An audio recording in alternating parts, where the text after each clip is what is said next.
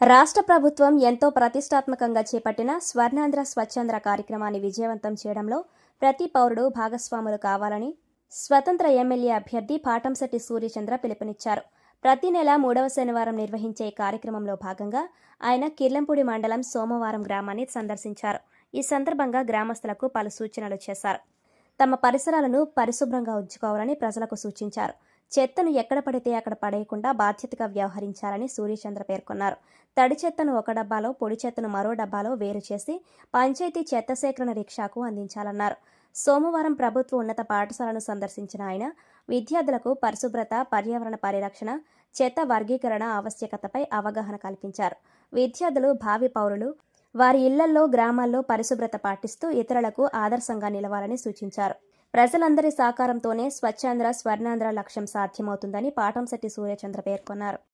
పాటంశెట్టి సూర్యచంద్ర జగ్గంపేట నియోజకవర్గం independent MLA అభ్యర్థిని.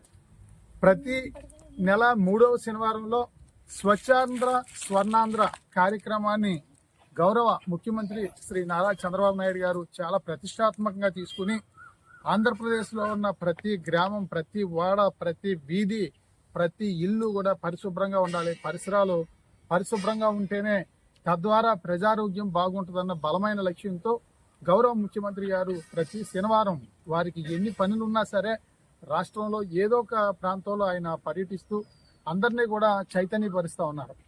కానీ గ్రామాల్లో పారిశుధ్యం ఎక్కడికక్కడే, ఎక్కడ చేసిన గొంగలే అక్కడే అన్నట్టు ఉన్న పరిస్థితి ఇక్కడ చూడొచ్చు. కిర్లంపూడి మండలం సోమవారం గ్రామంలో ఇక్కడ ఉన్నాం. ఇక్కడ మేము ఒక కార్యక్రమం నిమిత్తం వస్తే నీరు నిలిచిపోయి విపరీతమైన దోమలతో, దుర్గంధంతో ఇబ్బంది పడుతున్నాం అని చెప్పేసి అందరూ కూడా చెప్పడం జరుగుతూ ఉంది.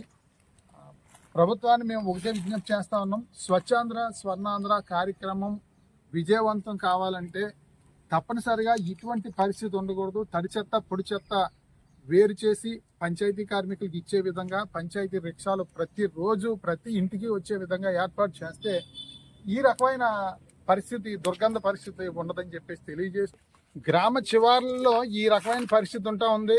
ఇది వర్షం నీరు నుంచి వచ్చిన వ్యర్థాలన్నీ కూడా ఇక్కడ కాలువ పూర్తి స్థాయిలో తవ్వకపోవడం వల్ల ఇక్కడ నిలబడిపోయి ఇక్కడ దుర్గంధం వెదజల్లుతా ఉంది. కాబట్టి అధికారులు తక్షణం స్పందించి ఈ కాలువ పూర్తి స్థాయిలో తవ్వించి ఇక్కడ నిర్మాణం కూడా చేయాలని చెప్పేసి మేము విజ్ఞప్తి చేస్తా ఉన్నాం. ఈ 2 పేటలకి సంబంధించిన ఇక్కడ కల్వర్ట్ నిర్మాణం చేయాలి. ప్రజలకు కూడా నేను విజ్ఞప్తి చేస్తా ఉన్నాను. తడి చెత్త, పొడి చెత్త మనం వేరు చేసి పంచాయతీ కార్మికులకు ఇవ్వాల్సిందిగా నేను విజ్ఞప్తి చేస్తా ఉన్నాను.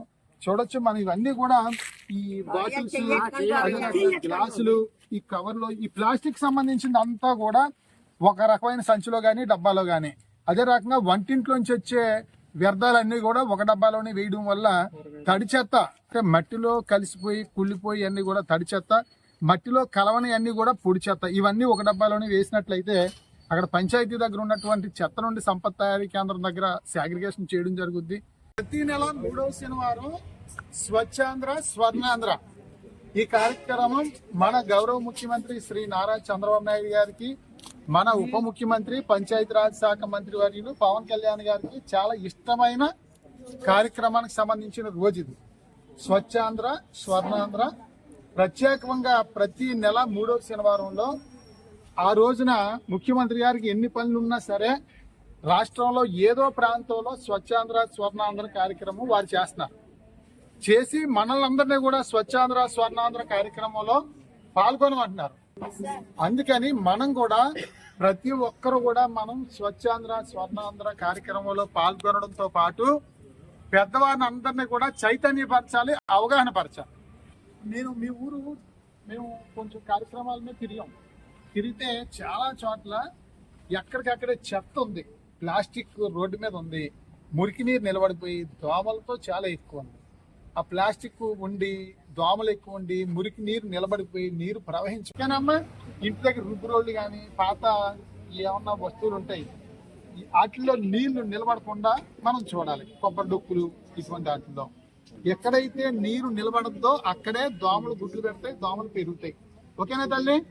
మన గ్రామం స్వచ్ఛ గ్రామంగా ఉండాలంటే మన ఇల్లు ముందు స్వచ్ఛంగా ఉండాలి, మన పరిసరాలు స్వచ్ఛంగా ఉండాలి. ఓకేనా? అలా చేస్తారా మీరు అందరూని?